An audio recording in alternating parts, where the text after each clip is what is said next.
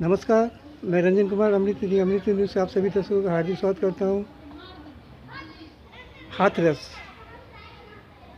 उत्तर प्रदेश का एक शहर जिसे काका हाथरसी के हास्य व्यंगों से लोग हंसते थे दुनिया भर में। आज वही हाथरस जो है वो मनीषा वाल्मीकि के साथ हुए दरिंदगी के कारण पूरा हाथरस जो है वो रो रहा है। बेटियां जो हैं उत्तर प्रदेश की ही नहीं बल्कि पूरे देश की जो बेटियां हैं वो आज डरी हुई हैं, वो सुरक्षा चाहती हैं। साथ ही साथ जो पत्रकार हैं वो भी हाथरस में जो पीड़िता का परिवार है उसकी सुरक्षा और उनके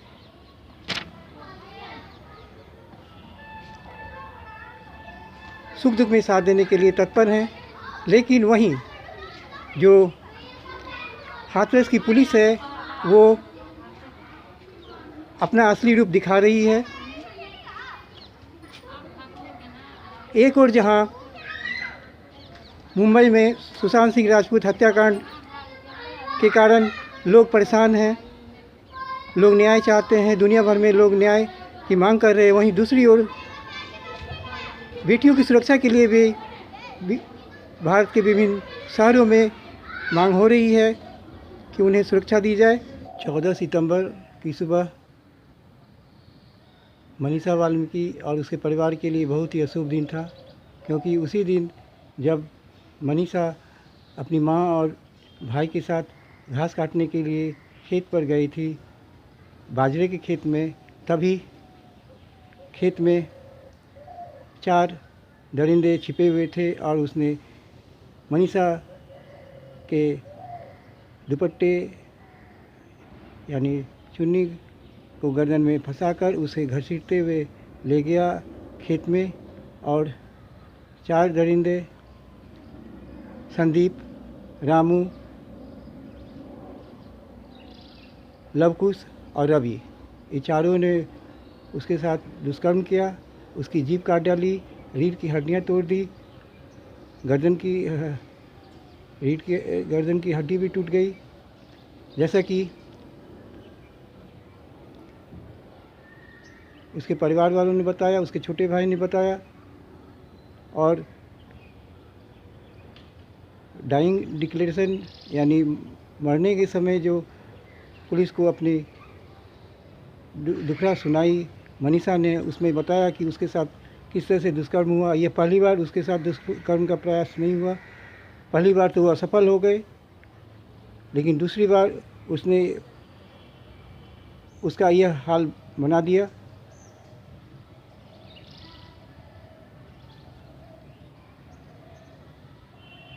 ये बहुत ही दुखद बात है कि कोई भी उसे अच्छे स्वास्थ्य सेवा के लिए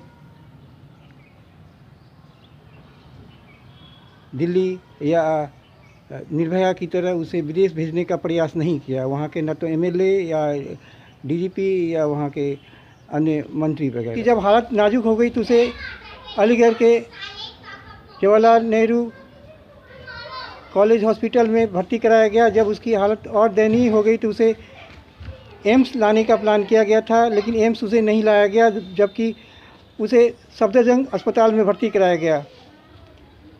वहाँ भी वह अपने छोटे भाई से कहती थी, मुझे यहाँ से दूसरी जगह ले चलो, यहाँ मेरा इलाज ठीक से नहीं हो रहा है, जैसे कि मीडिया फुटेज के अनुसार बताया गया है।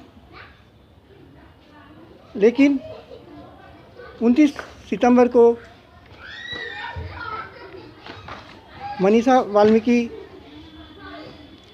जीवन से जंग हार गई। और सबसे शर्म की बात है कि जिंदा रहते हुए उसका सही इलाज नहीं हुआ, उसका ख्याल नहीं रखा गया, और मौत के बाद भी उसे चैन से मरने नहीं दिया गया। साथ ही साथ उसका जो अंतिम संस्कार हुआ, उसके माता पिता के बिना अनुमति के उसकी माँ आंचल फैलाकर रोते रह गई।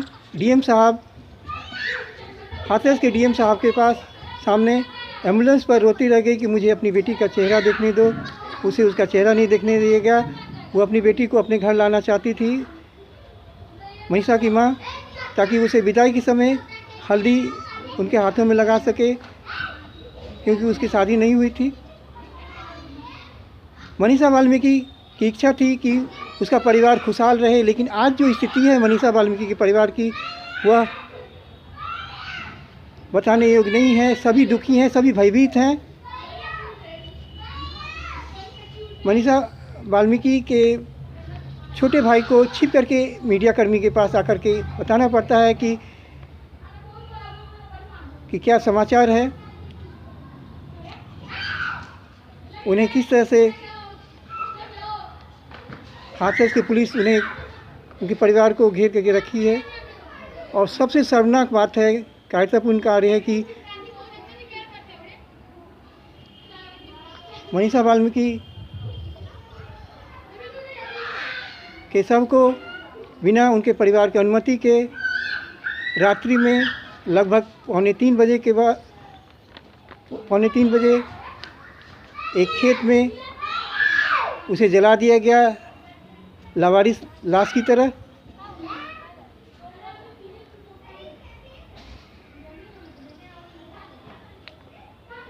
हिंदू धार्मिक रीति रिवाजों के अनुसार उसका अंतिम संस्कार नहीं हो सका। मुखाग्नि ना तो उनके भाई ने दिया और ना ही उनके पिता ने। ऐसा करके हाथरस पुलिस ने क्या सबूत को छिपाने का प्रयास की है।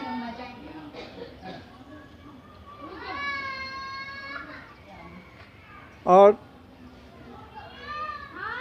क्या यह नहीं जानती है कि ऊपर वाला देख रहा है उन्हें, और भगवान के दरबार में न्याय है, वहाँ घूसखोरी नहीं होता है। मनीषा वाल्मीकि के माता पिता के बिना अनुमति के उनके शव को हाथरस पुलिस के द्वारा जलाया जाना एक बहुत ही कायरतापूर्ण कार्य है। इसकी हम सभी भर्त्सना करते हैं। और इस जल्दीबाजी में आधी रात लगभग 2:45 बजे जो पीड़िता के शव को जलाया गया, क्या यह सबूतों को जलाने के लिए ऐसा किया गया? क्या दलित की बेटियों को जीने का अधिकार नहीं है? और सबसे शर्म की बात है कि पड़ोस के जो लोग हैं जो कि दलित परिवार के नहीं हैं, वे उनके परिवार को सांत्वना देने के लिए भी नहीं आए। क्या दलित की बेटियों को जीने का अधिकार नहीं है?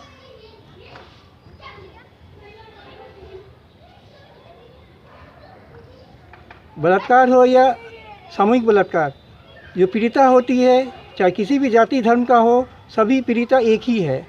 उन्हें न्याय चाहिए। और जो आरोपी है, जो दोषी हैं, उन्हें फांसी की सज़ा होनी चाहिए। और जो पुलिस अधिकारी अपराधियों का समर्थन करते हैं, वो एक तरह से इंसानियत की हत्या कर रहे हैं। और लगातार जो इस तरह की घटनाएं हो रही हैं देश में, इसके लिए